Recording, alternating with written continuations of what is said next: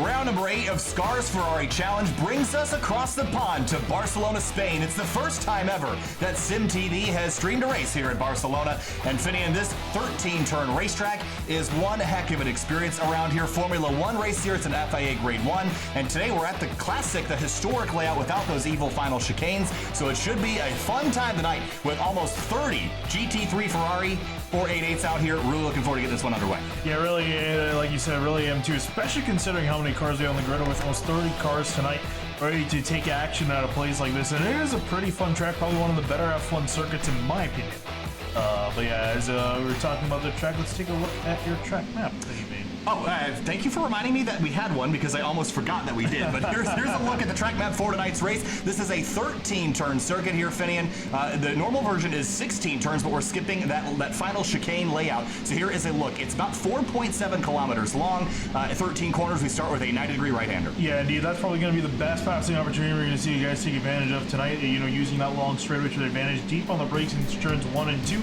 Then going through the carousel, that is turn 3, a very long sweeping right-hander through turns 4 into turn 5, and even a 180 turn, a lot tighter than turn 3, and another good passing opportunity. Head down into turn 6, it's a hard left-hander, then a kick through 7, uphill through 8, there's a nasty sausage curve on driver's right, then you're going to carry your speed as fast as you can through turn 9 all the way out to the edge of the racetrack, then a hard left in turn number 10, a great passing opportunity, go uphill through turns 11 and 12 and set yourself up for 13, a fast sweeping right-hander onto the front straight. Yeah, really the big changes to this version of the track over the modern version is the turn 10, a much tighter turn is present there, and then turn 12, a much tighter leading to another chicane. So yeah, much sweepier, I guess is the best way to word it, version of this track, and definitely the version I prefer for racing here. So qualifying is almost complete. We were a little bit late getting in here tonight, but we'll head down to the racetrack, and there's a lot of drivers that we have not seen in quite some time. There's Butch Burney in the 31 here, Finian. We have not seen him in probably years here in SCRS Ferrari Challenge. Good to see him back. This is like I feel like this season's like the reunion, the reunion season. We've seen a lot of drivers that we haven't seen for quite a few seasons, like Butch Burney and a few others back on the grid. So nice to have them back, as he's currently trying to set down a queue time, as is the rest of the grid. So 3 races tonight, and we've been doing this format for a couple weeks now, and it's been really entertaining to watch. Again, we race 1, you just run to the end, you qualify to start this race, and then in race 2 we're going to invert half the field, and then race 3 you're going to invert, or not half the field, but it's invert 10 cars, right? I don't remember off the top of my head. For race 2 we invert the top 10. Right, and then it's top 20. Top 20 in race 3. I'm all confused. My brain's been in 100 places. And so is ATVO, because it's frozen on our end. Yeah, I'll take care of that here when we get gridded up. But at the top of the board, it looks like it's Jeff Verroyen that's at Caden Bin P2. We haven't seen him in a few weeks, so he is lined up in second at the moment. Zach Buchanan making his first SCRS Ferrari Challenge start in the number 40, and he's going to be really solid. Very good at this racetrack, very good in the GT3 cars. He'll roll off third right now if he stays where he is in qualifying. Yeah, I was going to say, I'm not quite aware of Buchanan's prowess in the GT3 car. I know he's done a few of the races, particularly the Bathurst 12 Hours, which is exclusively GT3 cars. So definitely showing his prowess being third on the grid tonight. This field is pretty stacked, all things considered. So to see him up there with some of the big dogs in the series already in his first entry, it should be interesting to see how he's going to end up in the pecking order. Potentially has a shot of getting the win here. Absolutely. So we're about ready to go gridding here. It's a beautiful late afternoon day in Barcelona, and this is one of those places that I just want to go. My sister got to go to Barcelona for a little while, and she loved it out there. I don't know any Spanish. I don't think French would get me very far, and I know very little of that too. So it'd be an interesting time, but it's a cool place. I think I want to go. Yeah, I was gonna say I took Spanish, so I can get my way around. But if someone were to stop me on the street and have a conversation, I would be so lost. So, but I can kind of navigate. But yeah, no, honestly, say Fernando Alonso, and you're good, and everybody will love you. point my direction to Catalunya. Yeah. All right, so let's roll through the starting lineup here for this first of 3 races here tonight, Finian. On the front row, it's going to be Jeff Verroyen in the 233, and Caden Bin out of New York. He'll roll off second place in his number 23. A pair of pro drivers on that front row. Yeah, then moving on back to row number 2, Zach Buchanan, again, making his first start in this series, an amateur, but definitely showing the pace of a pro next to Kurt Crum in 4th in the 87. Back in row number 3, it's Zach Hefner in the pro number 51 out of Ohio, and Eric Mickey in the Bombshell Motorsports 88. He rolls off 6th. Back in 7th place, we find Jake Johannesson in 7th place in the 06. Isaac Snyder in the 333 in 8th.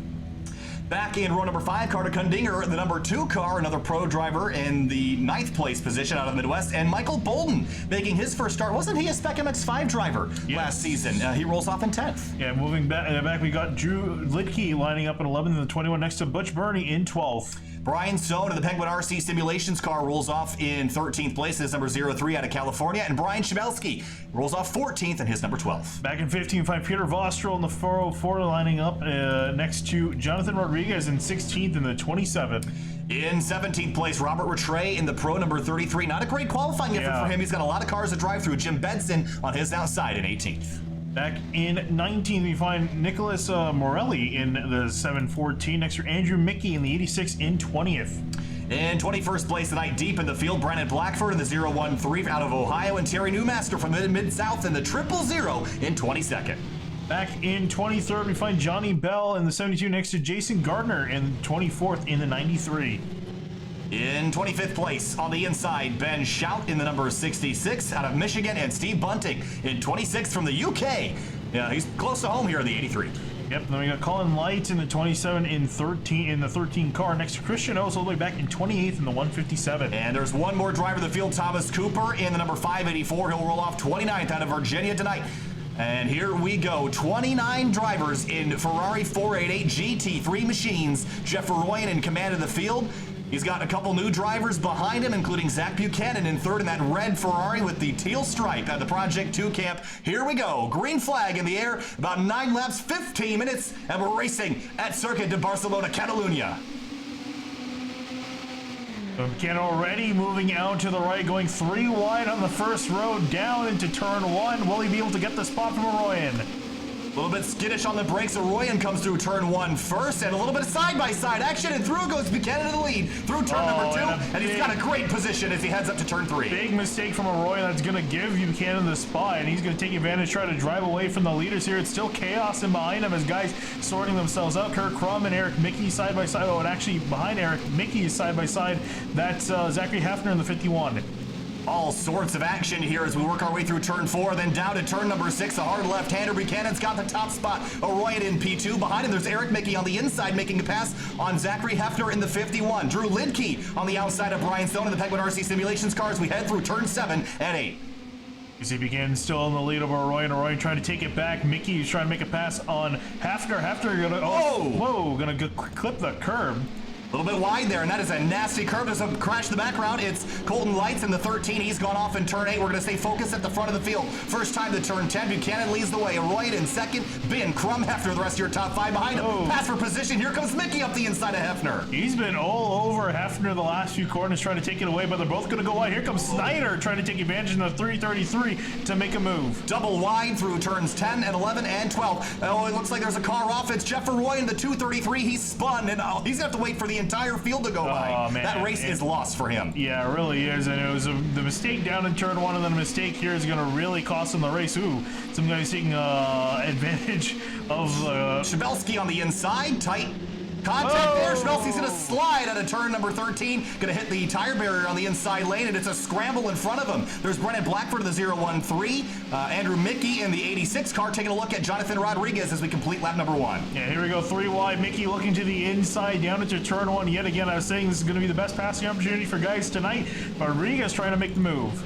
Behind him, there was a couple of drivers passing for position. There was Christian Oss over Johnny Bell, but at the front of the field, Buchanan is through his first start in SCRS Ferrari Challenge, going mighty good for him so far.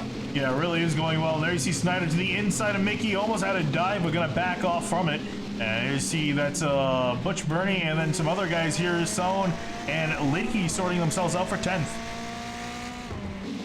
Down into turn number 6 again, and you have to kind of arc this one in. And Butch Burney again, we remember him all the way back from the SCRS Audi Cup. Oh, the car way off. That's Brennan Blackford, and he's going to go off and hit the tire barrier at the exit of turn 6. Looks like he'll continue without too much damage. And you're really just avoiding the end of that sausage curve. That'll launch your car up in the air if you hit it just a little bit wrong. And everyone kind of working their way through, but a surprising lack of issues so far in this race with so many cars out there on the grid as Buchanan works through 10. Yeah, I was expecting to see some more, like you were saying, through some of these corners, but everyone fairly doing pretty well, especially in the opening lap. We didn't really see carnage until the last sector. So, interesting how long this is going to progress and if race 2 or 3 are going to be similar. Front of the field, Buchanan's got the lead, but I'm not sure we're done yet. Caden Bin looks like he might be a bit quicker this time through, so he's reeled Buchanan into within a half a second as we complete lap number 2. Yeah, I was going to say this lap's going to be a true indicator of their pace here as they come across the line. First clean out they've been able to get. It was a 142.8 for Zach Buchanan. 142.6.7 for Caden Bin, so it was a little over a tenth quicker. Long stream of GT3 machines down the front straightaway. There's Andrew Mickey in the Bombshell 86. He's got a whole bunch of cars behind him. There's Jim Benson in the 28. One of these cars took a little bit of an off-track excursion at the exit of 13. There were some tire marks in the gravel trap. They were able to keep it rolling, though. Big straddle over the inside sausage curb. That one you can actually hit pretty aggressively down there, Finian, so as long as you can see it. Yeah, and really, it's a matter of placing the car over. You don't want to really run the tire over. You want to, if anything, go straight over and avoid your tires hitting because that could upset the balance of the car. But Buchanan's still doing really well up in front.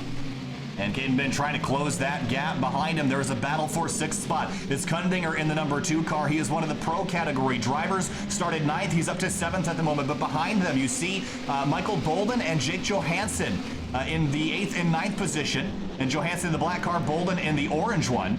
And closing in on Kundinger. Bolden's first start, 10th to 8th so far.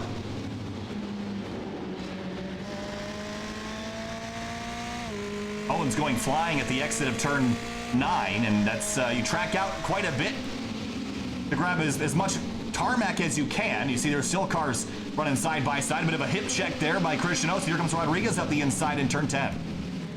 Yeah, Oates trying to defend 16th place. And Rodriguez falling through the order a little bit as Morelli's trying to work his way on by. Whoa, almost contact between them. Yeah, a bit of a flash there for Morelli in the 714. Again, one of those attrition motorsports guys. We've seen them kind of expand throughout the grid over the course of the season. Jake Johansson now under attack from Drew Lidke, one of the leading AM category drivers. Yeah. He's had a lot of success, and here he is just outside the top 10. Yeah, let's ride on board with Lidke. He's run down at turn 1 here, riding on board with the 21 car. Trying to get a run on Johansson. This is a hard braking zone down here, Fenny. You got to really lean on that ABS, get the rumble strip on driver's left, and straddle the curb on the right. He did a good job there. Use as much racetrack as you can on the left, but that's a cut course if you take too much of it. Yeah, it's really just a fine line of finding where you can cut the corner, because some corners you can definitely take advantage. We were looking at, I think it was Shabelski that took advantage in the later part of the lap. Through one of those sweeping rights. For the lead, Buchanan and Caden Bin. Bin was about a 10th quicker last time. Buchanan's a little bit wide in turn 6. It brings Caden Bin right to the rear wing of that car as they head to turn 7 and 8. Yeah, he made a big mistake in turn 6. Now trying to defend from Bin and behind. And then not too far back, it's Kurt Crum and Hefner. And those two cars, they've had issues in recent weeks. Think back to Old Park and Silverstone, so maybe that's not done. Isaac Snyder's gone around. We got a couple incidents. There's Snyder off and Jim Benson's gone off. There's a trio of cars here. We're gonna Ryan again caught up in some issues. Yeah, we're gonna cut quickly here because we don't want to miss any battles for the lead, but here's a look. It's Christian Oates on the inside, Benson wide, and there was contact from behind with the 714. And it rolls back across the racetrack, and there's where Royan gets collected. So a multi-car incident at the exit of turn 6. Back up front, though, Buchanan and Bin nose to tail. Yeah, this is where this battle's really going to start to heat up here as they come. And I imagine that Bin's going to try to get a good run on the straightaway to make up some time. Although it looks like he's lost time in Sector 3 in comparison to being up close right in behind Buchanan in the last lap. But here he goes, down the front straightaway. Caden Bin was just a hair quicker again, and he's got a big draft down the front straight and a heck of a run. Behind him, there's Kurt Crum, swings the driver's left, does Bin down into the braking zone for turn 1, maybe to try to cross him over through 2 and 3. It's tight. It's really hard to make a move on the opposite lane there. Buchanan did a great job defending now through turn 3, the sweeping right-hander. Very long corner. You have to wait quite a while to get back on the gas. And here comes Bin with another potential run here down into turn 5. Oh, he's looked over to driver's left, but that's not the place you want to be. What he's doing is trying to cross over maybe or get a run down into 6 on driver's left. Buchanan pushes wide, opens up the door on the right. Does Bin go there or try to stuff it down the inside? He won't dive. He'll get back in line and try to set up a pass a little later. Buchanan very what's the word I'm looking for? Skittish on the brakes there as they head through 6. Yeah, that's where he's really been losing quite a bit of time through turn 6. Now here they come to turn 7. Riding the curbs through his, oh, they're both going to hit it. Ooh. That's such a hard impact on that suspension, and it's so easy to catch the floor of the car and damage it on that sausage curb on the inside. Someone called those French fries last week. I still enjoy that term. You can see the top 4 really here are all the big names here trying to get the win. Really Kurt Crum and Hefner a bit out of it at the moment in case the top 2 tangle with each other. they might be a factor looking further down the field, looking at Brian Sohn and Jake Johansson in the 06. Johnny Bell's gone around in the number 72. And he's going to wait for Shamelski. Shamelski misses the corner and will trot on by him. Bell's got some significant damage there. All right, coming out to the final corner again to complete lap number 5, and we're well past halfway at this point, only 6.5 minutes to go, and look who's starting to creep into the fight here, Finney, and Kurt Crum is not too far back if these two get together. You know, actually last lap through, Buchanan was quicker by almost 0.2 of a second, actually more than 0.2 of a second, so starting to pull a gap on Ben just a little bit. Ben not really able to find a way around Buchanan, so he's going to have to rethink this here. He's starting to run out of time. These guys got about 4 laps to go. Big curb hop for the 40 in turn number 1. Again, there's a fine line between jumping that curb and straddling it and using the optimal amount of racetrack. So bit of a bobble there, but he actually gained some time on Caden Ben through corners 1, 2, and 3.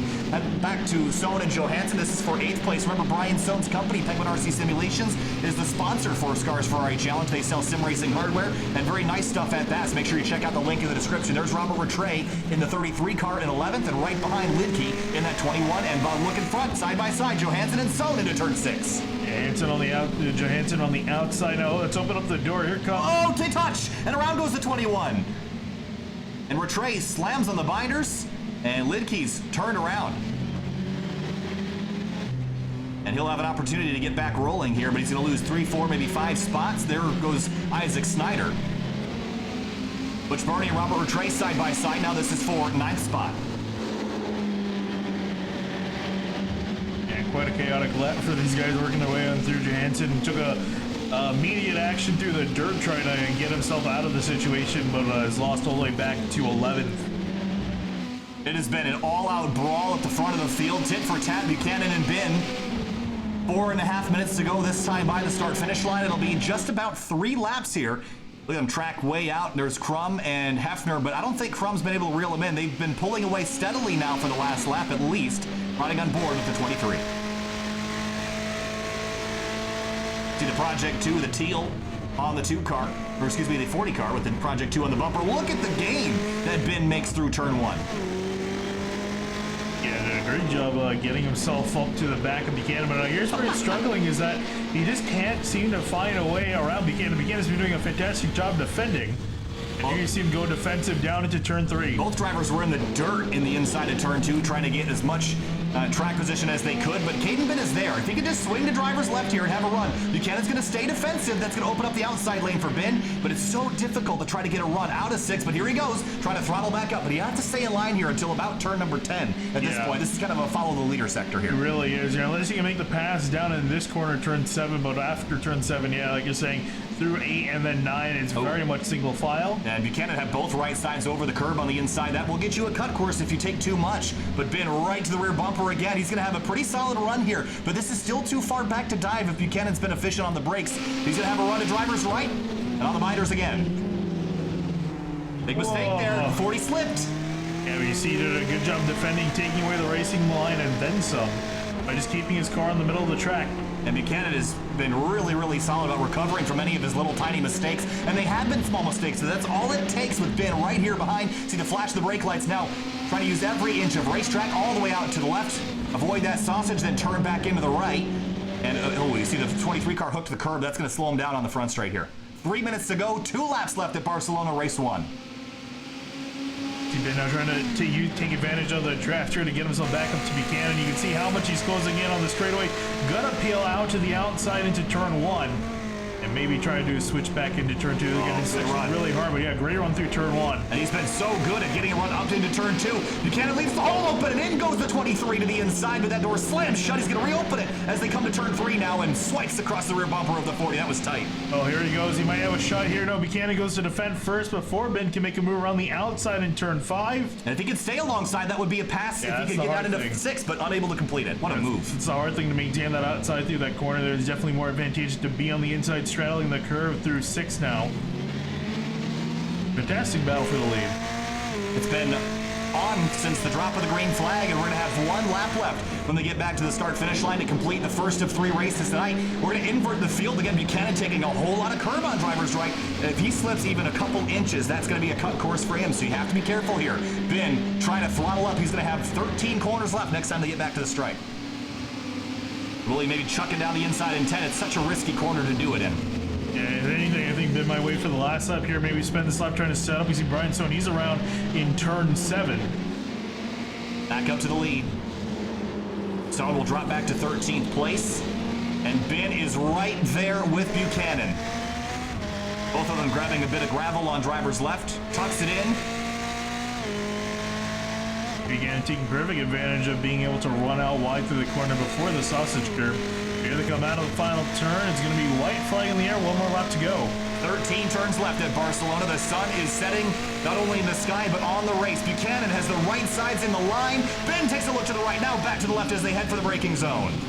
Oh, and this is the best he's been alongside. Oh, he's going to have drivers left here. Buchanan's got to give him space, and he's there. But look at the run he lost because he was too far left and too much tire on the curb. Now he's going to build a run to turn 3 here. Maybe have a look into 4. Great defense from Buchanan, just pushing him out to the side and just giving him barely enough room to work with to defend the spot down into turn 5. And now the 23 bin is running out of chances. And he's going to send it at one point. The question is, where will he do it? I don't think he'll do it into 6. This isn't really a great passing zone. Right, he's going to go to the outside. Oh, he might be able to stay there. No, not quite. He can get alongside on entry. The exit what really kills that lane. He's going to work again down into turn 7. He's got overlap. They're going to have to... Oh, what happened to the 23? Big flash there. Oh, that's going to be a big distraction. And he tucks back in line. That was a bad time for that to happen. Yeah, it really was. He's got one more solid shot, and this is the run down to turn 10. And nobody's going to get enough of a run. Gets a little bit of gravel. Yeah, that slowed him down. It's going to kill a little bit of that run. I'm afraid he's out of time here, but Buchanan's going to go defensive. Ben hard on the brakes to the outside. Going to turn up underneath him. Use the bumper. Turn the 40. Side by side, he backs out. Well, definitely give him props for the props of that. Made an attempt, but unfortunately, I think it's going to be... Oh, Buchanan pushes. So does the 23. Here comes Crump for second. Okay, Crumb's still a second here. 2 more corners for these drivers. Zach Buchanan from the drop of the green flag. He started 3rd. It was a 3 wide look down into turn 1. That's not what won him the race, but consistent excellence was what did. Out of the final corner, Zach Buchanan, his first start in SCRS Ferrari Challenge will be his first win in SCRS Ferrari Challenge. Ben, Crum, Hefner, Mickey, the rest of your top 5. What a race for the lead. Yeah, it really was. And looking through the rest of the order, I haven't seen what these guys have been doing. They backed down in the midfield for quite a while because the battle for the lead was so great. For the most part, everyone single file, no one really that close. And across the start-finish line, they're going to come and... Christian knows how about him. He started all the way back, I think, in the second to last row or something like that. Gonna finish up in 12th. And Buchanan beating out Ben by 0.7 of a second. And props to Caden Ben. He got the nose in there on the inside and kind of roughed up the 40, but I think he realized that wasn't going to be a fair play move, so he backed out and took second. And was still able to hold off for second barely, as he was close to getting past for second by Kirk Crum in behind. And Jeff Arroyo, a very poor race. The mistake down in turn 1. Actually, we can. Oh, yeah, we're not going to have time because of the heat here. But Jeff Arroyo, again, the reason why he got caught up was because that first spin that he had, and then it was the trouble he got kind of wound up in with the other group. So that really kind of put him behind the 8 ball. This is going to be a bad points night for him because of how many cars are in this field. So hopefully he can recoup from that. However, he will be starting a little bit closer to the front later tonight, depending on where he finishes in this race. He'll be starting back in 27th for this one, though. So a lot of work. Want to be eyeing for potentially finishing 20th. Ideally, and then maybe a little bit more if he wants some extra points, but it's kind of good. It's gonna hurt him. He came into this tonight in the points in 6. He's definitely gonna have to try to work really hard to make that back up on points leader Kirk Crum. This racetrack has been kind of, what's the word, dismissed in the past for the racing that Formula 1 puts on, but tonight with the GT machines, it has been a blast so far. That was probably one of the best races we've watched this season. Yeah, no, I think definitely for Formula 1 it does give it quite a bit of a bad record and a bad rep. I think just because, again, there's a lot of high downforce corners on the circuit, and then having guys running behind each other on in high downforce corners is going to lead to the guys getting separated by quite a bit. But with cars that are less reliant on aero, such as GT machinery and even MotoGP for that matter, they put on some fantastic racing, and we just saw some of it in race 1 tonight. We got 2 more races here as we're getting ready to start race number 2. Having a look at the weather here, nice cool temps as well, so it should keep the drivers in check. We didn't see a lot of loss of control moments, just a little bit of contact. Also, fun fact, the other night, the overcast graphic did work. So I guess whatever we thought we were overcast, we really weren't actually overcast, interestingly enough. but I saw it, so it works. Don't know why, but it's partly cloudy out here tonight, so we'll head down to the racetrack. Jake Johansson will be on pole for this one. You see the cars glinting in the sunlight. I hear some contact, and Drew Lidke is back in pit lane. Going to start from the pits here. A couple drivers shunting back and forth here as we get prepared for race 2 start. It's going to be interesting to see now. We saw Buchanan was able to do a good job defending the lead for pretty much the majority of the race since turn 2 on lap 1. He's going to be starting back in 10th now. He's going to have to work his way back up to the lead. Here we go. 15 minutes again on the board. Johansson, Bernie, Rattray, Bolden, Cundinger are your top 5. Green flag of the air again at Barcelona. 15 minutes on the board. A nice clean getaway for the 0-6. Behind him, not quite so much. Cundinger defensive. They're 3 wide and behind him. Are we going to try 4 wide? Oh, it's tight. There's Buchanan up the inside of Andrew Mickey down in turn 1. So someone eyeing it. I'm not sure who it was. I think it was Caden Bin in the 23. Oh, around goes Isaac. Snyder's around. It looks to be the only casualty down in turns 1 and 2. Everyone else going to make it on through for the most part. I see Buchanan all the way out wide in turn 4 down into turn 5 here for everyone else. Cundinger up the inside of Michael Bolden. There's a couple more drivers off the background. That's looks like Thomas Cooper in the 584, and there's Brandon Blackford, a couple other cars. A lot of offs. Vostrel, nope, I think Vostrel is through it. It's Brian Sohn. Another slip and slide back up. There's Caden Bin in the 23, and he is in front of Buchanan still, which is a crucial distinction as, again, we have a field invert for the top 10. So Buchanan started behind Bin. A bit of a bobble there for somebody. That's one of the, that's the Hefner car. Up the inside of, I think that's Mickey. That's Kurt Crum in the 87 right in front of him, and Eric Mickey right behind the 51. Going to push him over driver's left as they head to the hairpin. Look at Caden Bin on the brakes. Yeah, and that's to the inside of the 5 of Michael Bolden, trying to work his way on by. And how about this scrap in the up for the front? Oh, and Kurt Crum right behind the 5 car, and Buchanan around the outside. He's chasing that 23 in front of him. Buchanan's up to 6th, and the 23 marks top 5. So if he could get there, that would certainly be a really good run. Even if he stopped gaining positions, I don't think he's going to stop though. He's certainly going to get a couple more before this is all said and done. Jake Johansson going to lead lap 1. Rattray tracking him down though for that lead. Yeah, Johansson, another new driver, potentially a shot at taking the win away here as the top 3 have started to break away from a lot of the front runners. We usually see Cundinger, Bin, and Buchanan as of late. And there you see a big dive from Kurt Crum. Oh, and so did Zachary Hefner to the inside of the 5. So it looks like Bolden was very careful on the brakes. Look at Andrew Mickey side by side with brother Eric through turns 1 and 2. They made that work. Now Andrew's alongside the 5 of Bolden as well. He slipped. Oh. Around goes the 5 right in front of Jonathan Rodriguez. He carries on for the lead. Rattray's gone through to the top spot. Johansson back to 2nd. Here comes Bernie, and behind him looking Caden Bin, and that's Carter Cundinger, the 2 cars side by side. And been trying to bully Cundinger out of the spot. Here they are still side by side, and it looks like the 2, he's going to try to still shunt it up the inside, but a great run for Bin. He's going to clear him by turn 7. And Zach Buchanan started 10th. He's at 4 spots right behind Cundinger and Bin through turn 7 8. Bit of understeer behind the 2 car in front. He might have a look at a 9, but he might wait till 10 here. Here's a look. No, he'll tuck back in line. The 2 car hesitates. Whoa. Oh, big slide by the 40. Can he save it? No, he spins. And contact with Crum saved him. He continues. That actually helped him out quite a bit. And there you see a lot of guys scrambling through the traffic. Not sure if Buchanan's got any damage. They got hit straight in the wheel. Oh, there's also the middle. To the inside of Andrew Mickey. Deep on the brakes in turn 10. Wow, that was a chaotic moment for a little while. Buchanan actually was saved from spinning out all the way with contact from the bombshell car.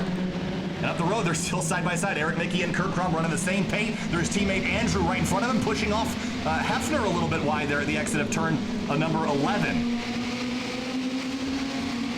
Ooh, Crum real tight to the back of Hefner. And setting up for the front straight again. It's hectic out there right now. It is. There you saw someone make a move to the inside. That's Hefner on Mickey.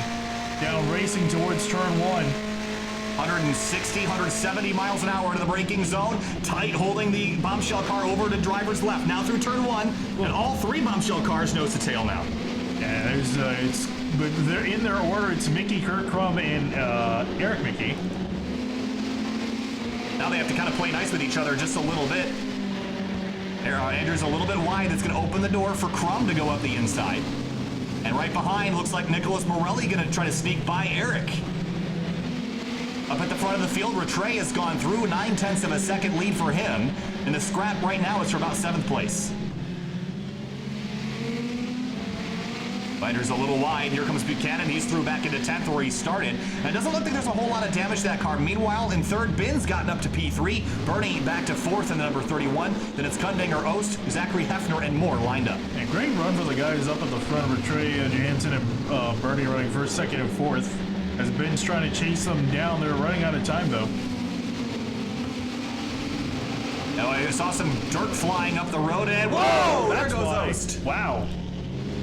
I thought someone just got a little bit too far out right into the braking zone. I thought that was all that happened there, but here's a look. Completely missed the corner. I wonder if he just caught grass on corner entry, or... Yeah, that spun it sideways. Yeah, he just made it two... Yep, right there. Caught it, and this is a wild slide. He's lucky he didn't take anyone out there. That would have been really inopportunistic for someone to be in his way here. But he slides back to 16th position and back up to 9th place. Buchanan's gotten there, and he's taking a look at Eric Mickey in the 88. Pops out to driver's right. Here they go down the front straight. Yeah, fantastic job. I thought his car would have been in much worse shape, but it looks like he's able to continue on. Trying to make a pass to the inside of Eric Mickey. Gonna easily get it in turn one. And he's through behind him. I think that is Ost making a pass again on Brian Shabelski. He's through back to 15th spot. I hear a lot of tire noise up front, and Buchanan's now sandwiched between a couple of bombshell cars. This is what we're talking about, those high downforce corners. That's one of them right there, really demanding on the tires. They're hearing them squeal so much. As we're looking here, Ost making a big dive, trying to make up some spots for 14. This is on Ben Shout. In the 66, that's that blue car, and right behind is Shabelski. Meanwhile, Bernie is side by side with Kundinger. Kundinger goes through to fourth, Bernie back to fifth. And he started this race in second spot, so it's been a very slow drop down the order for Bernie, but still running inside the top 5 as we work our way towards the halfway point in about 1 minute's time. For second, here comes Ben on Johansson. Just seeing how much work this is going to take for Ben to get on by. And look at how Caden Ben has been so aggressive to get those tires up on the inside curb and use as much racetrack as he can, and that's why he's been so quick through these sectors. Trying to pull an over-under here on Johansson for this pass. He might be able to get him on the front straightaway. It's difficult to do. This part of the racetrack is very constraining, and the nature of the track brings you all the way out to the edge, and there's a gravel trap about 5 feet from the edge of the curb, so you can't be too lenient with your steering inputs or you're going to find yourself in the gravel. And really, those final 2 corners are all about setting up your run here for the straightaway. Looking there, you can see the draft that Ben is getting towards the back of the 06 is going to pull out, and Johansson not even going to defend. Yeah, this is for second place. Ben's going to go on through, and he'll have the spot by the time they get to the braking zone. He's only 1 second back from Rattray, so I'm not sure that we haven't seen this 23 finish or get to where he's going to finish. I think he's got plenty of time to run down that lead. Well, I'm sure he's not going to want to finish second twice in a row. We'll see if he can try to change that. See Christian Ost and also Jonathan Rodriguez jump the curbs. And Rodriguez is going to open up the inside lane for Ost, and Ost almost stuck it in there, but thought better of it, backs out. He'll have a run into turn 4. Yeah, see, it's like that we've kind of seen that where guys try to throw up the inside, force the guy to go wide in 3, but it hasn't really worked. Michael Bolden in the 5, he's off. Ooh. And started in 4th. This has been a disastrous race for him. Let's see what happened to the 5 car. Yeah, Jonathan Rodriguez. No, that's Drew Lidke behind him. And Bolden, does he just get too much curve? Oh, is there help? There was. Oh, yeah, there was. Contact there. Christian Ost now trying to work by the actual Jonathan Rodriguez in the 27. He's on driver's left as they head up into 9. This is another fast corner. He'll tuck in behind, maybe try to get a run off. There he goes. They're trying to get a nice run out of turn 9 and into turn 10 here. Both these guys drag racing down the straight. And maybe a crossover over-under here. This corner's so long, it's difficult to get that right. But now you see Ost get a pretty decent run off, but then the car just kind of stalls out. There's cones flying there. There's a couple drivers up the road getting really aggressive. They're trying to set up here for the next corner. Everyone trying to go to the left can. Ost a little bit sideways here. A lot sideways. Here the gravel pinging and ponging around on the inside of the car. And how about just up ahead of him? How about Jeffrey Arroyo running 12th and potentially trying to get some more spots here, working on Morelli, and then Andrew Mickey for 10th. Looks like Buchanan has lost a spot here. Or no, that's where he was the entire time. Or did he lose a spot? I think he did lose one. He passed Mickey earlier. I'm not sure if he made a mistake.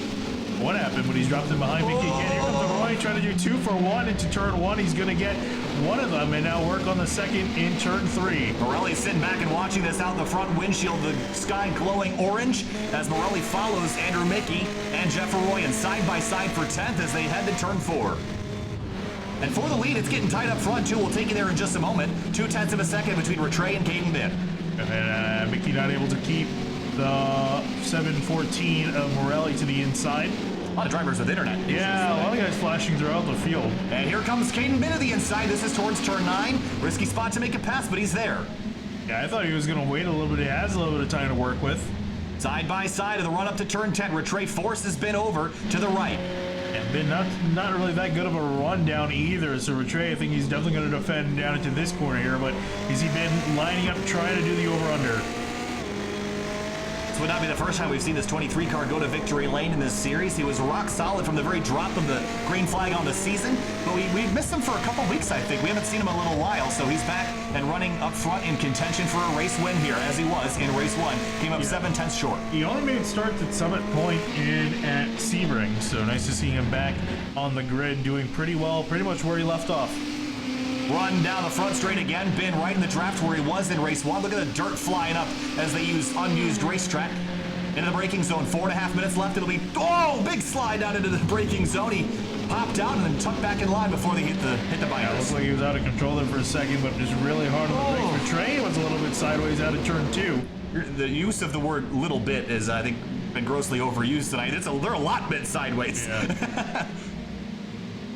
Running nose to tail, Rattray and Bin. This is for the lead in race number 2 here for SCRS Ferrari Challenge, brought to you by Penguin RC Simulations. Whoa. Here he comes up the inside, door slammed by the 33.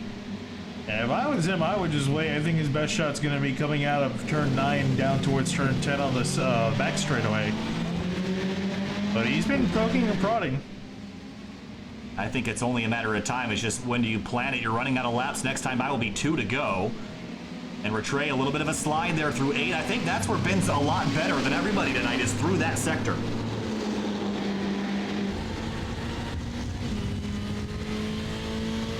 Goes with a little bit of a run. To the outside again. And the over-under here has not been successful, but if you can go the long way around, you'll be set up on the right for turns 11 and 12, which will put you in a great position to make a pass. He's been struggling with keep this car under wraps. His second sector a 40.3, and it was a 40.3 for Rattray as well. Sector 1 for the 33 was a 29.7, a 29.6 for Caden Bin. It's just a tenth there, a half a tenth there. Jeff Arroyan dropping up. No, he's back. Just an internet issue. Swings down the front straight, almost in the dirt again. It's trying to get a toe and build up a run down into turn 1 here. 2 laps to go for these guys. Bin all the way to the outside here. This is the most he's been alongside of Rattray. And he's going to go around the outside. Rattray has to give him room. And Caden Bin with an outside move in turn 1 goes to the lead. What a move there. And Rattray cannot respond. That was an incredible pass. Yeah, and that really just shows that you really have to get fairly alongside to make that outside lane work, but it is possible. Let's go back and take another look at that. Down into turn number 1. Just outbreaks the 33, and Rattray has to keep a tight line here. Yeah. And the momentum for the 23 gave him the line. And then by the time he gets to turn 2, it's easy and already said and done. Great job for Bin to get himself up into the lead here. This should be pretty easy the rest of the way out unless he makes a mistake. Looking at Eric Buchanan's gotten back around him, and how about Arroyan up into 10th, looking at 9th? Yeah, he started this race in 27th spot, so plus 17, and not a scratch on that car to show for it, so he's had a really good round. And remember, we're going to invert the top 20, so if he finishes here, he'll actually start exactly where he is right now. So there's actually not really incentive for him to go much further. Points. Maybe, we'll see. I mean, there's points in race 3 too, so we're going to set up for that last race is going to be important as well. Deeper in the field, there's Ben Shout and Brian Chabelsky. Chabelsky's not had an amazing night so far. Started this race in 19th, has only gained 3 spots. Yeah, it really has, and he's trying to work on Ben Shout right ahead of him. He did run his best lap last time through, though, so maybe there's improvement coming, and he's leaning on that 66 for a top 15 spot. The driver in the invert position right now is actually Steve Bunting in the 83. He's gained 5 spots, and if he stays here one more lap, he will be your pole sitter for the 3rd and final race of the night. Although it is a longer race, 20 minutes instead of 15. White flag in the air for Caden Bin. Robert Rattray's kept him honest. He's right behind. No mistakes for the 23 if he wants to hang on to this. Yeah, I think he can continue at a slightly less aggressive pace than he was earlier, but definitely needs to worry about Rattray potentially getting into him because I could ruin both the races here. Isaac Snyder and Michael Bolden, this is all the way back for 23rd place. Look at the damage on this 33. He's gone off a couple times this race. And so is Bolden, but Bolden obviously suffering a lot less damage in his excursions. A great run out of the corner for him. Yeah, I think that damage on the 333 is going to make that car useless on the straights. So he's through. Jumping around, Nicholas Morelli. Here comes Ost out the inside in turn 4. And he's sideways. I thought he was going to complete that pass, but he didn't quite do it. And Morelli's going to go back around in turn 6. Yeah, just demanding too much of the car, and the tires weren't able to keep up. Butch Barney has just fallen victim to Buchanan. He's up to 7th. Ooh, a big jump over the curb on turn 7 and back through 8. Morelli still hangs on to it, but Osa's going to have another look in turn 10. We'll take you there, but now back to the lead. Caden Bin 7/10 up on Robert Rattray. It was a late race outside move into turn 1 that got the job done. And if he can hang on for 2 more corners, he will be the race winner in race 2 here in SCRS Ferrari Challenge at Barcelona. Ben Schout has gone around in turn 9. After running so well up in 15, he's going to give it all the way here on this last lap. But for Ben, it's going to be another win for him, as he's done a fantastic job and finished second in race 1, finished first here. I'm interested in seeing if he can do a repeat in race 3. That's going to be a tall task. He'll be starting all the way back in 20th position. And across the line there is Hefner and Crum by 0.3 of a second separating them. Buchanan will come through in 7th. That's actually a really nice recovery after the slide in the background. You see, I think that's Andrew Mickey way off track, and he's going to slip and slide. He'll give up a spot to Jonathan Rodriguez as they cross the line.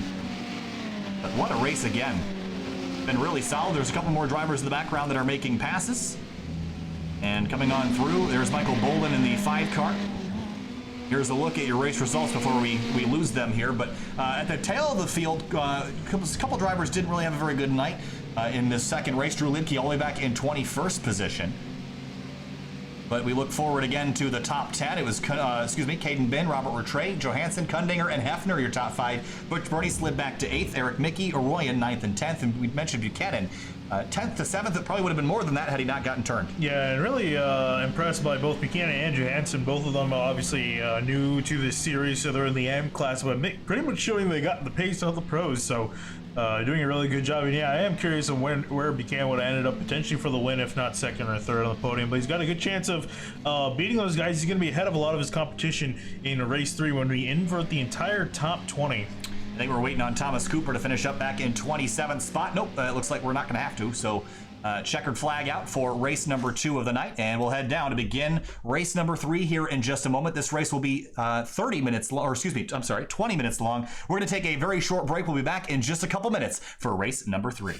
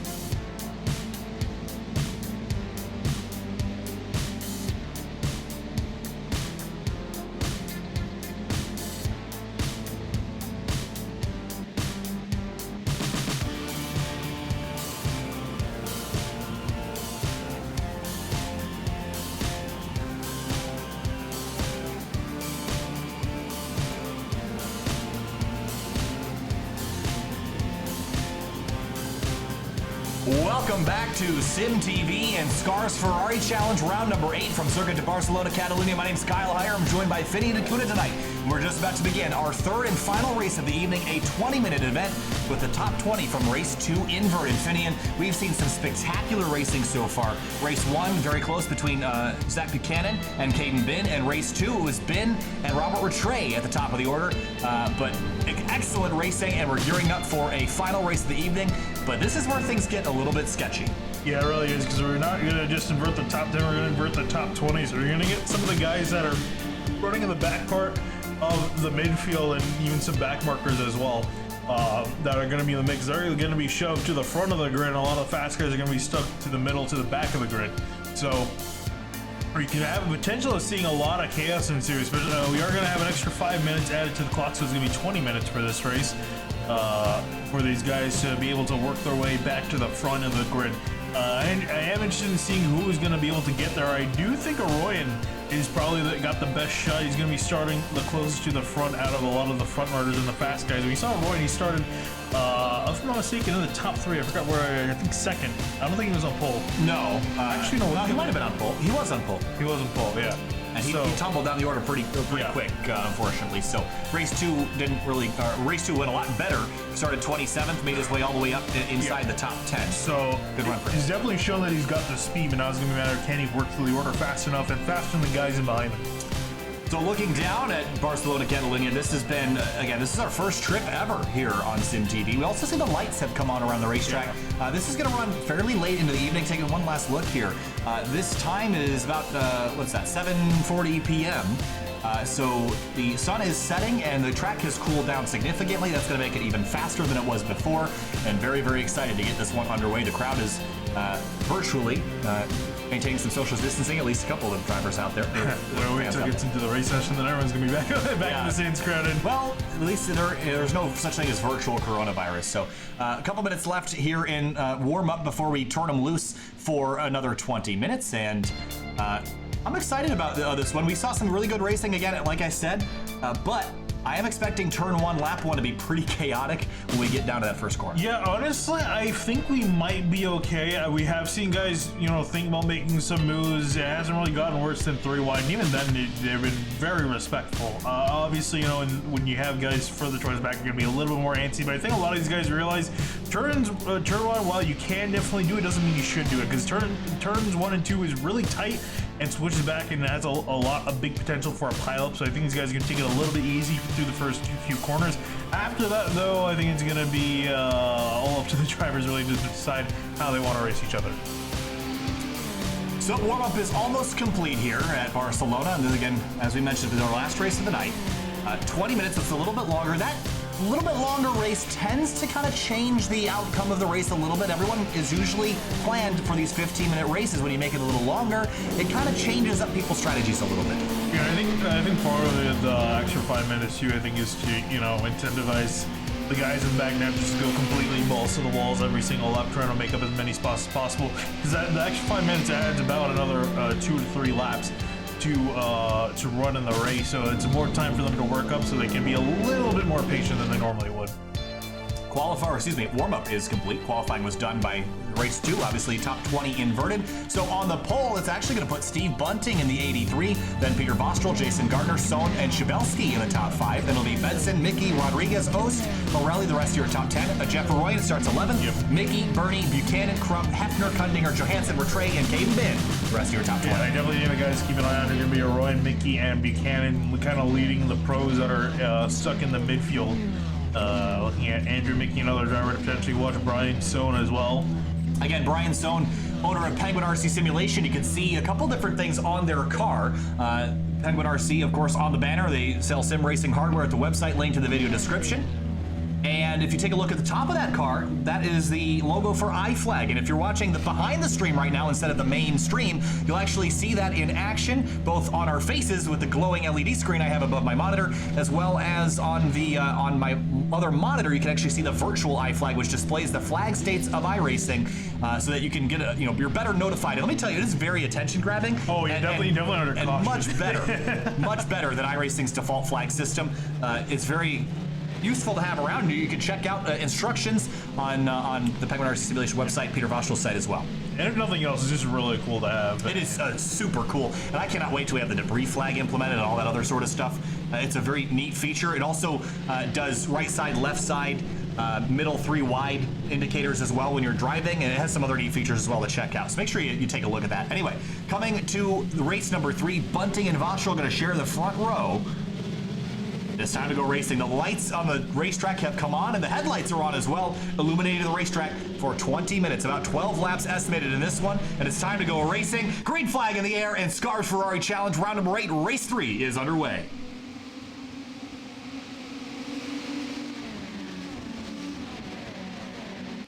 Long run down to the first corner, and Bunting goes defensive. Voschel has a look up the inside, going to be tight as they make their way down into 1. Nicely and clean and orderly through the first corner. I think we've done that without a whole lot of incident through turn 2 as well. Yeah, and honestly, I'm really impressed. I think the only incidents we've seen in turns 1 and 2, we only saw maybe 1 car go off 2 in total in the first lap. But here we're heading down towards turn 5, and it's going to be Bunting that's trying to break away from the rest of the field. Still a lot of side-by-side action as drivers trying to move up the order. Eric Mickey up. Whoa, his car spinning, and it's going to be so in the middle of the field. This is going to be a bloodbath at the exit of the corner. There goes everybody. Upside down, 2, 3, 4 cars bouncing across the racetrack. Completely destroyed. Hey, I just want to say this here. Kyle, during the break, was saying, man, the first races have been pretty good. I can't wait to see what happens in race. Oh, the leader's off. Sorry to interrupt you there, Fenny. Yeah, but even more chaos ensuing as Bunting's going to surrender the lead as he's stuck in the stroll. The race as absolute chaos ensues in race 3. And that crash was one for the ages. Now Peter Voschel is free and clear. This is his opportunity to pull away and get a lead. Benson in behind him, Shabelski 3rd, and there's Zach Buchanan in 6th with Caden Ben in 5th. The 2 race winners right now already inside the top 10 and looking for another one tonight. And Ben was able to take a really solid man. Remember, Ben started all the way back in 20th. Wow, 15 spots in a lap. Yeah. How do you even do that? Well, with a giant crash like what we saw. Okay. He took a really good advantage of making up spots because he was able to pass a lot of these guys as they were checking up. I'm kind of curious, at the end of this race, we're going to go back and look. See a replay of that. Yeah, we will go back at the end of the race to watch that big crash. Of course, we want to take away the view right now as Peter Voschel comes through and will lead the first of approximately 12 laps. Built a decent lead back to Benson and even the rest of the field. Shabelski kind of leading 4th and everyone else in behind. See Buchanan going a little bit defensive. He's got Kurt Crum in behind him. Buchanan and Crum 6th and 7th. Deeper in the field, there's Terry Newmaster on the outside of Jake Johansson, who came home in the top 5 in race number 2. He hasn't really gone anywhere, though, probably avoiding that big mess. Up in front for 4th place, been to the inside of Nicholas Morelli. He's through, and now Buchanan sliding him up. Lights flashing. Here comes Crum to the inside as they head to 4. And turning advantage here. Crum gonna try to take away the spot. Buchanan gonna make contact. Yeah, I think Buchanan turned in. I think he was expecting there to be a little bit more room there, but there wasn't. Crum was tucked up right against the curb. Whoa. Now Crum looks to the inside, and Morelli not able to get the nose in the inside. But he's able to force Morelli wide. He's going to get a nice run out of 6 and now down towards turn 7. And Crum trying to take away the spot. And Buchanan following in behind. They go double wide through 8. Buchanan lifting as they go through side by side, nice and neat and orderly. Up at the front, still Voschel leading by 1.2. This is the battle for 5th. Yeah, and up the inside goes Buchanan. I was going to say Crum's going to be at a disadvantage on the outside of 9. Buchanan trying to take advantage of Crum being on the wrong side. Oh, and here comes Rattray, trying to make it 3 wide down into turn 10. Oh, that was optimistic. Wow, he's going to back out. He somehow did it. I'm amazed he didn't just cause a 3-car spin. Oh, Crum getting so close to that quarter panel. Buchanan's on through to 6th. I don't even know how he made that pass, but he did it. Here comes Rattray up the inside for 7th now on Crum as Buchanan sets his sights again on Morelli for 5th. Yeah, did a great job getting past back through Crum. That was real tight there. There's Carter Kundinger in the number 2 car. He started back in 17th. He gained 8 spots to be in this top 10 position. Yeah, a lot of big movers from that accident. He's going to annihilate the DRS sign. And take away some of the gravel and bring that with his tires as well. Rattray has a look up the inside of Kurt Crum. This is for 7th spot as they rumble down to turn 1. Go deep in the He's way late on the brakes. Can he get it stopped? The brake rotors are glowing, and the front wheel well of that car, he's through. What a move that was. He absolutely sent it. I completely thought he was going to clear Buchanan out, but he was able to make the corner perfectly fine. So really just the thing showed how late you can brake into that corner. And Kundinger in 9th. Take a look. There's Buchanan off the inside of Morelli, and he got there quick. That's for 5th. Buchanan's through.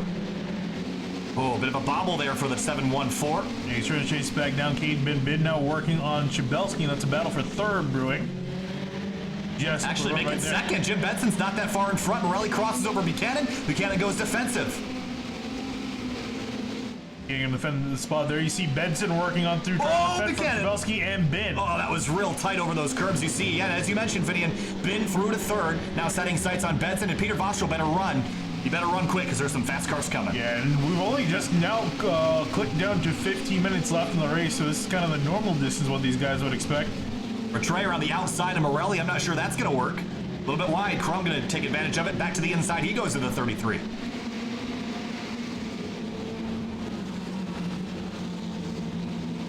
Rattray just going to defend the spot from Kirk Crum. Benson now side by side with Bin up the road.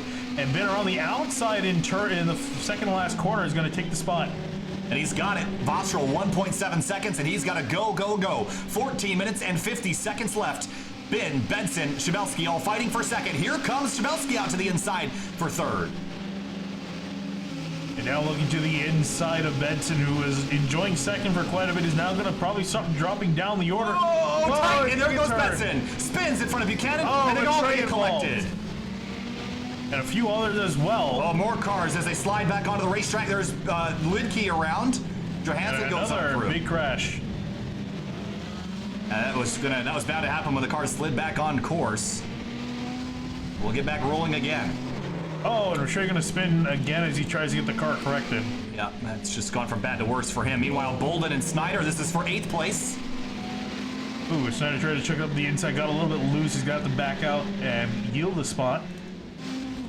Chabelski now under attack from Buchanan, and I think Zach is quick enough to go catch Caden Bin, but he's got to get rid of this 12 car first. Yeah, I can't imagine Chabelski's going to give this up easily. He hasn't been having the best of nights in that 12 car, and this is a good chance for him to gain as many points as possible. Oh, big jump over the curb there. He's going to have a big run, though. He's going to grab some gravel, and he might have a look into 10 if he's opportunistic. I'm not sure if he's willing to take that risk. Here's a look.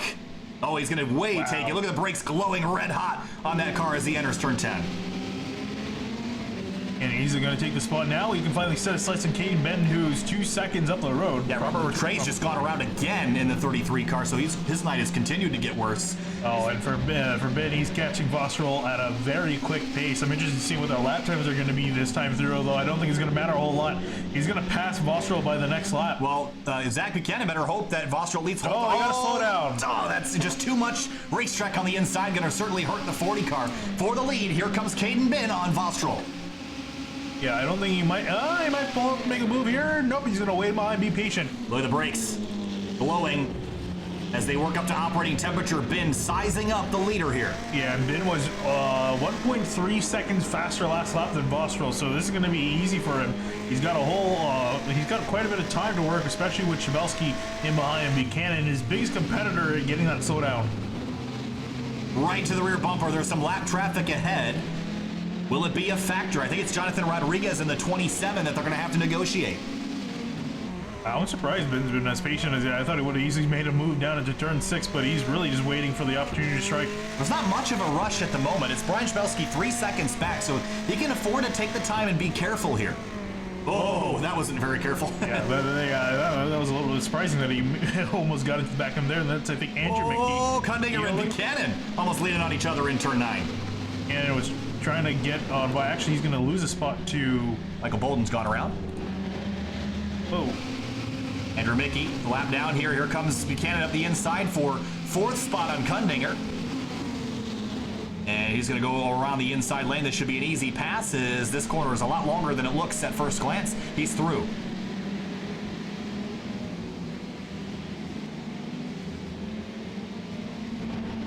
Trying to look further down where there's some other battles. How about Johansson up into 9th place? So Buchanan's a full 4 seconds back from the lead. I'm not sure that he can get back there. Vostrel still leads, though, but I'm not sure he'll be leading at the end of the straight. Will he go defensive? He's going to stay on the left. Surprised he didn't try to stay defensive here, Finney. Maybe he knows it's about time to lose. Lap car in the way. Not sure that is. I think that might be Rodriguez. Rodriguez. Okay, yeah, it is Rodriguez. Down into the inside for Bindo. Going to take the lead away. Vostrel not going to defend a whole lot. And there goes Bin up into first. Yeah, I think Buchanan looked at that and was probably a little bit upset and worried because he did gain a lot of time when Vostrel was still leading. And that looks like that's not going to be an issue anymore as Vostrel has fallen to Caden Bin. This is back for 11th spot. Johnny Bell, Newmaster Shout. Now, really, the question is, can Buchanan get through Shabelski and Vostrel in time to have a run at Bin? I'm not thinking so. No, he's definitely not gonna. I really doubt his chances of getting back up to Bin. He's quicker than Bin right now, but that was because Bin was following Vostrel. Yeah, and now actually Vostrel is getting past a lap car. That was Rodriguez still. So I think Buchanan might have a shot at second here if he can get up to Vostrel. Based on his previous pace, I do think he can. Bit of a bunny hop over the turn 8 curb, now through 9. Whoa, another big hop over that curb. That curb is really dangerous to hit because not only are you mounted up on the side already from the curb that's there, but that's going to just send you over the edge of it. Okay, I know. You loose. Buchanan gained 7/10 in the middle sector of that lap. That was a lot. So I don't know if Caden Bin is just not pacing as quick as we expected, but he's actually lost quite a bit of time to Buchanan. It was 4 seconds a lap ago, now it's 2.3. If he can dispose of these two cars at this pace, he'll catch them. Yeah, it's going to be the hard thing, though. I imagine both these guys are going to fight pretty hard. At least Shabelski's going to fight pretty hard. I think Vostrel might be more tongue-in-cheek about it. A good exit here out of turn number 13. Rodriguez going to pull over. They're going to get a bit of a tow. I'm actually surprised he didn't stay in line to give Shabelski. He's actually now giving Buchanan a tow, so... Got teammates there, the Can-Am cars. And Buchanan, oh, if the 27 doesn't lift, this is going to be he is going to lift just in time, but Buchanan's still going to miss the apex, and he gets touched.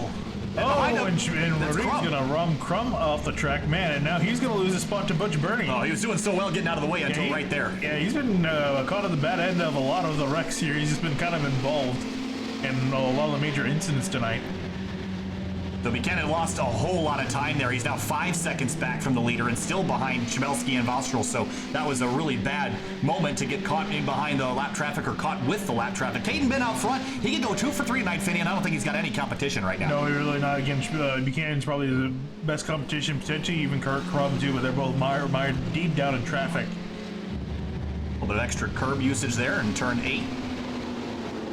Back into the field a little bit deeper, there's Isaac Snyder, Jake Johansson in the 06. Yeah, this race running much better for the 333 than last time out.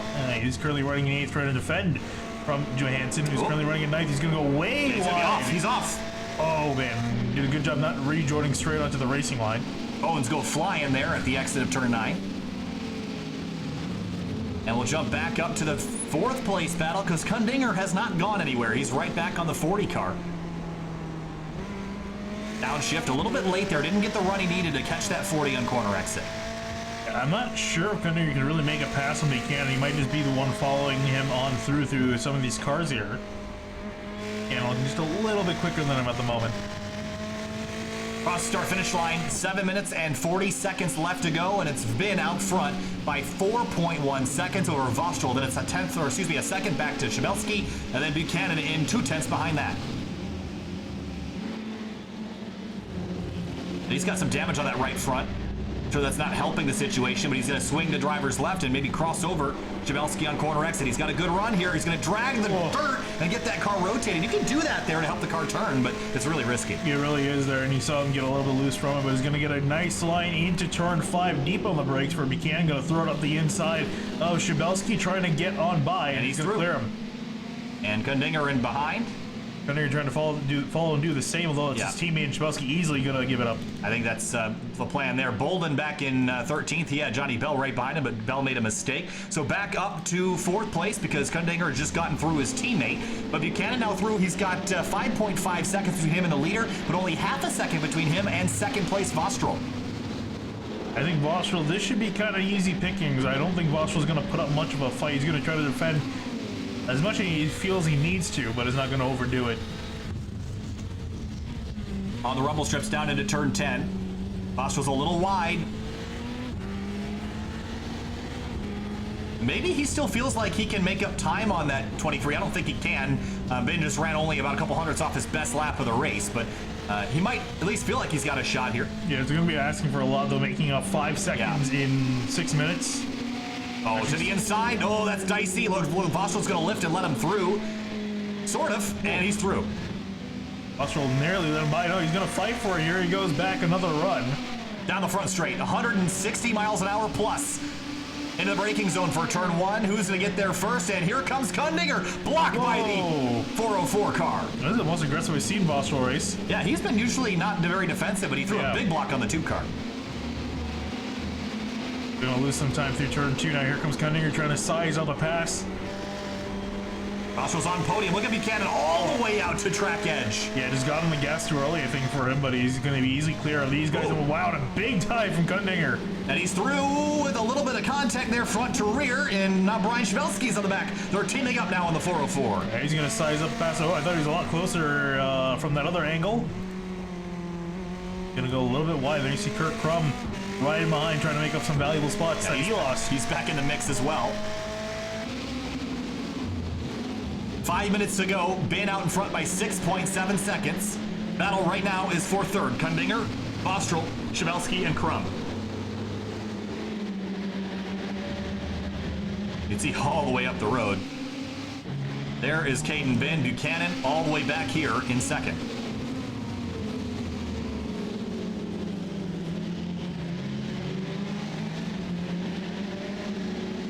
Curious to see if Kurt Crum could try to navigate his way on through, at least potentially through Kundinger up into the top 3. Little wide here, but he's going to tuck in nice and tight right behind Schmelski. There's some dirt flying up in the air, probably from Buchanan using a little bit of extra track. There he goes, getting a nice, good run off the corner, going out as wide as he needs to. Now here he's got the draft to work with. Size of a pass on Schmelski, maybe even Austral too. Here we go, down the front straight, he'll have a look. Austral defensive again. Whoa. Schmelski really leaning on those brakes. Yeah, Austral very early on the brakes. He's actually had a look. Oh, he has to back out. Had a look to the inside. Touch. Oh, and they make contact, and Schmelski did a nice job just letting off the gas to allow Crum to save it. And he'll lose a spot to Butch Burney, who started in 13th. He's up to P6 right now in his return to SCRS Ferrari Challenge.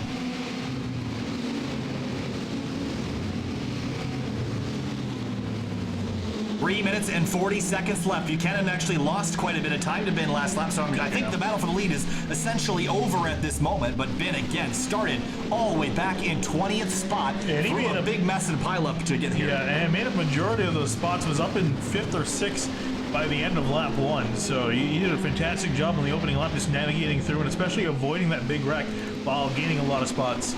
And Buchanan, we've talked about quite a bit. Another big usage of curb here. This is his first drive ever in SCRS Ferrari Challenge. You know, getting some of the gravel off the tires and also maybe trying to distract Caden Ben a little bit, but he's too far up the lane. Yeah, he made a big mistake. It cost him almost a second back to Carter Kundinger. He's now potentially got a shot at reeling him back in. And back in 5th place, here's Kurt Crum with the orange emblazoned on the right side of that car with the, oh, those look so good, the LED strips on these cars. And the blue on the left side. Butch Burney, we talked about Brian Schmelski in 7th place. He did a pretty good job staying defensive. There's Jake Johansson in the 06. We talked about him briefly. The Grip Packs Engineering number 06 started 18th, gained 10 spots up to 6th. So he's had a great night, or excuse me, 7th place. Had a good night. Yeah, it really has. And it's not over yet. It's still got a shot with fuel laps to go to make up spots on Schmelski, even Burney. Up ahead a lot. Oh, Kundiger's gone through. Yeah. I wonder if this is another slowdown potentially for the 40 car. Could have been. It didn't register his last lap, so I think yeah, that's what it is. Case. Yeah. Again, he's been using the right side of the racetrack a little bit ubiquitously on the inside of turn 12, and that's typically where you get yourself in trouble here. Yeah, it's cost him a lot of spots. This is the second time in this round he's done that. Ooh, we're going to throw it up the inside of the 2 as Kundinger left him just enough room. Buchanan took advantage of that. Side by side into turn 6, Kundinger's going to have the preferred lane here, but a little bit tight. Buchanan's going to get run a little bit wide on corner exit. Kundinger leaves him plenty of space as they run up to 6 and 7. It's a drag race between both of them. A little bit of a better run for the 2, though. Down into turn 7, Buchanan going to try to run out wide, build up a run. He's now going to be at the advantage down into turn 9 if he can just hold on. Yeah, I don't think he can. He's have to back out, but Kundinger's going to give him space, and he's going to sneak up the inside, but backs out. Didn't have the room. Yep, gave him just enough room. Buchanan the flash of the lights. That's more of a distraction tactic than anything. It really doesn't mean a whole lot, other than I'm either upset or I want to distract you for the lead. But Kundinger for 2nd, Buchanan in 3rd. They brought Vostrel and Crum right back into this fight. I don't think they're going to be too much of a factor here. These guys are pretty solid in their pace compared to the 2 guys. Well, they keep fighting. They're going to get run into. We got 1 lap to go. and 1 minute left in this race. And Buchanan taking a little bit less curb that time through to avoid that problem. He can't avoid to get another slot. It's going to cost him a lot of time in 2 spots directly in behind. Caden Bin way up the road. White flag in the air for him. White flag for the field. Kundinger, Buchanan behind him. Vostrel and Crum duking it out for 4th place. See, Vostrel almost in the grass, trying to going so defensive down into 1. Crum to his outside now. Deep on the brakes for both of them. Oh, that was real tight through turn 1, but Crum is through. Vostrel tries to set him up for an over-under. I don't think he's quite going to get it, but still for Vostrel, it's going to be a nice solid top 5. He can hold on. He's got Butcher Bernie 1.5 seconds in behind. Oh, for 2nd place. Buchanan up the inside again for turn 4. Kundinger has been super lenient. We're leaving him space, so I'm surprised at how much space he's been giving him, to be honest. I guess he's thinking that he can get him back here, but this is a better run than he had the lap prior down into turn 6. Yeah, it's so hard to hold the outside here, but he drives in deep. He's going to be too wide, though. Oh, See him push out. He's got in the marbles there as well. Yeah, major mistake for Buchanan. Could have held it. Might have been able to take the spot. Still got some more opportunities. Oh, right on the inside curb. He has to think about turn 10. It's the only spot that you can really do this, and he's going to line himself up. Oh, there's a car out of the way. That looks like Jason Gardner in the number 93. He's off course. But no change for the leaders. Kundinger goes defensive. That's going to leave Buchanan way late. Did he hold it around the outside? No, not quite. Kundinger's going to have this here. Whoa, and he's Buchanan sideways trying to get back on the throttle to have a shot at getting back to Kundinger. Not going to be enough. Checkered flag waves for Caden Bin. Drove away in this the 3rd race of the night, and Caden Bin goes 2 for 3 in Barcelona. A great job for him. Meanwhile, for Kundinger, he's going to come out of the final corner for Buchanan. It's not going to be enough. It's going to be Kundinger, Buchanan in 3rd, and then Kurt Crum in 4th, and Vostrel, a great finish for him in 5th. P5 for the 404, and I think that pretty much sums up the rest of the field. The only other close battle is Shabelski and Johansson. That is for 7th spot on the racetrack. What a race. What a night we had here in Barcelona, Finian. Oh, the car way off track in the background. That looks to be Andrew Mickey. Oh. And he's going to get, that's all the way back. He's a lap down, so I don't think it's really going to make a huge difference here. Might lose 1 spot to Drew Lidke, but he's such a long ways back, I don't think it's going to matter. All right, let's have a look at our, looks like there's another car around. Is that Jason Gard? Nope. It's another Thomas Cooper. Regardless, here is a, wow, that's really pretty. Yeah. Here is a look at your race results for race 3 tonight. Back in 11th place, Michael Bolton. Again, his first night here. It was a pretty solid night. Hafner, not a great run. Neither was it for Rattray. 16th and 19th for those 2 cars. Brendan Blackford in 17th. Eric Mickey, crash on the opening lap, took him out. So did Jeff Arroyan.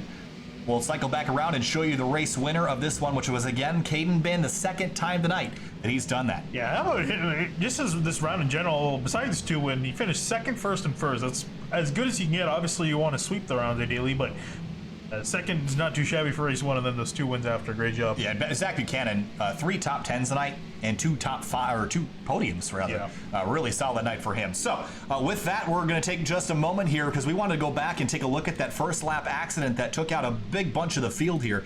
So bear with us here for just a moment. We're going to go back and find that so we get a really good idea of what exactly happened. We'll kind of analyze it.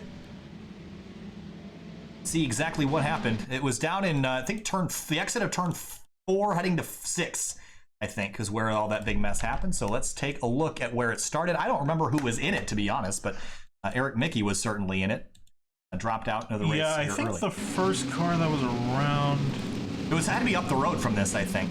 I think Andrew was, the first car to get around. Oh, maybe, yes. He caught the grass here. It's going to stack the field up. Oh, Stone that got around it. Oh, right. Wow. Holy cow. All right, we're going to have to look at this in slow motion here to get a better idea of what happened. So the 03 car was the first one we saw around. That was Sohn. Was there contact? Is there with the 93 car? Oh, he might have gotten something from the 28 of Benson. Benson, I think, was to the inside. I think that was a 3 wide we saw into the turn. And then Sohn's just going to try to lock it down, keep himself in the middle of the track. And there's Christian Ost. He swerves to miss it. We'll swing back across track. And then it's Jonathan Rodriguez that launches the 03. Look at Buchanan through the middle of this. Yeah. We're going to get a bunch of onboards here as well, but you saw Rodriguez go back across the racetrack, collects, wow, Eric Mickey, he's upside down. Jeff Arroyan's in there as well. And even Big 2, Hafner was involved somewhere in this, in the 51. And remember, he's 2nd place in the points. Oh, yeah. He was out before that even really started. Interesting. Yeah, I don't think he took the green flag. Interesting. I thought he was involved in this wreck, but yeah. So let's go back and ride on board with a couple of the drivers that started at the tail. The one I'm most interested in is Caden Bin, because he was the driver that ended up winning this race. Let's go back and ride on board here with the 23. Here's his view. And the seas part right through the middle, and he's through. Go back a little farther and find Zach Buchanan's number 40 as he negotiated the same incident. Oh, right, left, where do you go? And just cars everywhere. Yeah, and really, unfortunately for him, as far as the race wind's concerned, I don't think it was aggressive enough as Ben was. Yeah, I wanted to see exactly where this started. So let's go back here and go back in a little bit farther and see exactly how this contact... Okay, so this actually started pretty early in the corner. So here's Sohn on the outside. That's Benson in the green car behind him. And I think we're going to see is the 93 car is going to slip here. And that car is being driven by Jason Gardner. He slips, he understeers big time. Sohn's going to drive to the inside to miss him. And Benson's already there. They make contact right here, or almost made contact. But then Sohn is going to push wide and just, I don't even know if they made contact. It's so close. Yeah, that's where this all starts. Yeah, that was pretty odd the way he spun out. And that's going to clip. And you see in the background, so the blue and black car coming into frame, that's Christian Ost. He's going to turn, and that's what collects Eric Mickey, and Sohn gets Jonathan Rodriguez. And your two leaders, or your eventual, there's Buchanan right there in the middle of your screen, the teal stripe, and Caden Bin with the black front end. They're going to go right through it. Robert Rattray goes through all. What a mess there at the exit of turn 3. So let's go back and take one last look at our race results here. Very dark outside in Barcelona now. Yeah, the sun really did set quite quickly. Yeah, so we will be back in just a moment to talk to your race winners and a couple other drivers. And we'll be back in just a moment, so stay with us.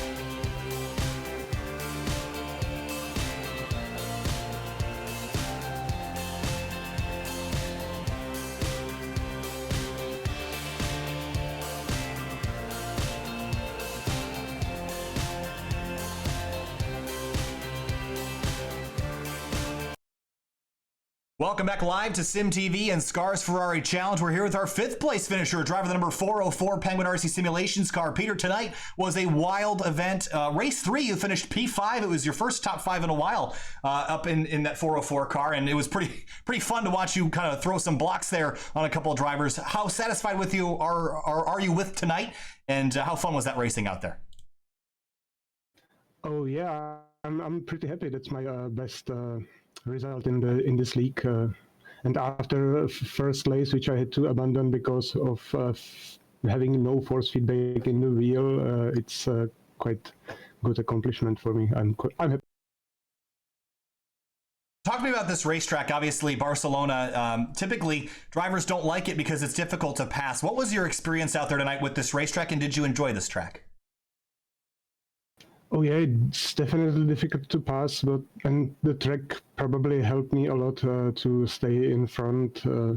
But it's not that bad. It's a wide track. You can go too wide into every corner and stay too wide through the whole track. So it's not that bad, but it's not great either.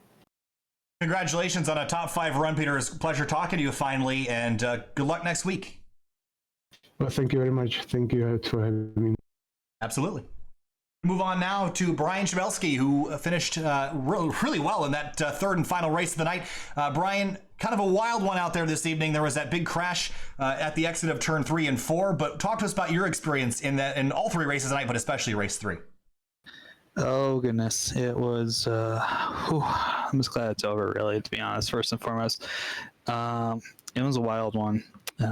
First off, I wanted to make just a couple quick apologies to some people who I know very well. To Nicholas and Ben. I was getting a little heated at them at points, and they both. I was able to look back and everything looked clean. So, apologies to you guys, and also apologies to Jim there. I know there was a racing incident between us, but I still feel kind of bad that he ended up getting spun sideways there, and that was not how I wanted that to go. But race 1 and 2, it's kind of like the reverse of last week, and I'm gonna make fun of my teammate Jonathan. It was like, yeah, I'm hoping that this week will be. He was hoping that this week would be reverse of last week for him. It was so bad, and I'm like, please don't jinx. I told him halfway through race 3, I'm like, you jinxed me, man. You jinxed me, because this was two rough races at the first start, and then the third one went a lot better. Talk to me about this racetrack. We asked Peter Vaschel the same thing. Your thoughts on Barcelona for these GT3 cars? Because it looked like a lot of fun out there, but some drivers typically think this track is a little difficult to pass at. Oh, it's pretty difficult to pass at if you know how to run the racing line. There's a lot of corners that are just, one line in, one line out, very, very narrow racing line going through there, especially when you get to the middle of the track. I want to say it's 7, 8, 9 there, where you kind of start with the left-right chicane. It goes uphill into 9, which is pretty difficult. You don't really want to go side by side through there because whoever's on the outside ends up getting pushed off the track and spins. 7 and 8, kind of the same thing. Very easy to cut the track. Very easy to get either a track cut or just lose the rear end if you take it too hard. There's a lot of sections. This is a track I was hoping to do pretty well at, and I did pretty well in the technical parts of the track. I was pulling people in, but just having some struggles on some of the higher speed corners, keeping up with people, I guess. Probably a little bit of damage here and there didn't help, but it's kind of, thank goodness for drop weeks, and you just kind of have to keep battling through and keep going on because there's still a lot of racing ahead. So it's nothing's finished until it's finished. 7th place for Chabelski in race number 3. Brian, thanks for talking. We'll see you next week at WeatherTech Raceway Laguna Seca. See you next week. Moving on now to Zach Buchanan, who had a race win tonight in his first ever appearance in SCRS Ferrari Challenge, and a podium to finish off the night in 3rd in race number 3. Zach, what a wild night for you in all 3 races, coming from pretty deep in the field in race 3 as well as in race 2, and a win in race 1 to kind of cap things off at the beginning of the night. Obviously, that was a great round for you. Just walk us through your experience and the racing you had, because you looked like you had a lot of fun out there. Yeah, it was a good night. I can't deny I've had a bad week in iRacing this week, so it was nice to pick up a win on my debut in this series and get 2 strong finishes in the other 2 races. This racetrack, I think, poses a lot of different challenges for these GT cars. There's a couple corners that are pretty restrictive. We saw you go a little bit inside a few times, especially in the 3rd race, getting some cut course penalties. Talk to me about how important that is to get a good line through there to set up for that front straight. It's not so much for that front straight, but if you don't know how to run that second to last corner right, you can lose lots of time. And the best way to run that corner is to cut the corner a bit, which the sim allows, but once you go past a certain point, it's easy to pick up an off track. But I did my best to take advantage of that and frankly, it didn't really pay off. I ended up losing a position in the last race because of it. Zach, a really, really solid run tonight. It was fun to watch you slicing and dicing out there with the SCRS Ferrari Challenge regulars. Hope to see you back, and thanks for joining us tonight.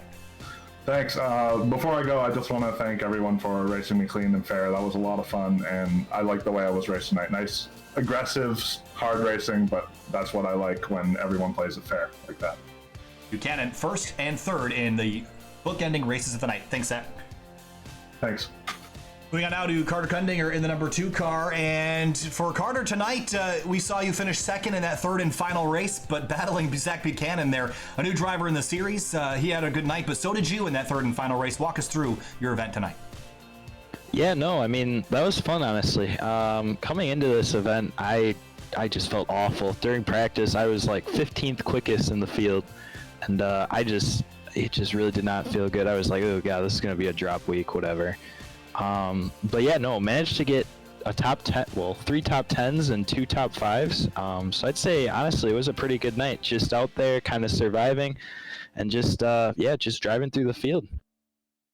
Carter, we head to WeatherTech Raceway Laguna Seca here in next week, actually, and we head back to America for the first time in a little while. That track is pretty restrictive with the off tracks, obviously, because of the all the grass and gravel and all the dirt that's on track edge.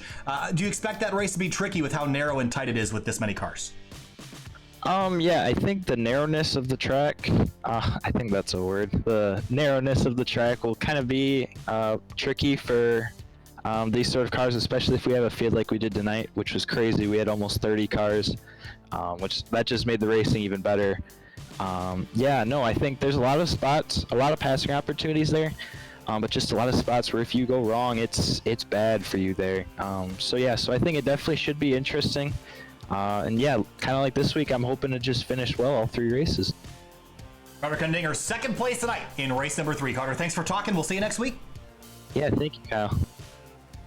Going to do it for the interviews here tonight. Couldn't get a hold of Caden Bin. Had microphone problems, so won't be able to talk to him tonight here at Finian. But as we conclude, the sun sets on another day here in Barcelona. Nice and dark outside. The lights still illuminating the track surface. What a round. That was a whole lot of fun. Yeah, it really was. It was great to see these guys go at it. And yeah, for the most part, it was pretty clean. Other than race 3, there was 2 pretty big incidents, especially the one in turn 5. But other than that, these guys did a fantastic job with some great racing here. Can't wait to see how these guys do next week at Laguna Seca. And we got lots coming up on SYM TV this week. Make sure you tune in tomorrow at 8:30 p.m. Eastern Standard Time for the Washington, D.C. region event. 45 minutes with the Audi RS3 TCR and Global MX-5 Cup car at Lime Rock Park for, again, 45 minutes. I'll have Greg Ginsberg joining us in the booth tomorrow, the SCCA commentator. We'll also be streaming SCCA, the Hoosier Super Tour, the Esports Super Tour.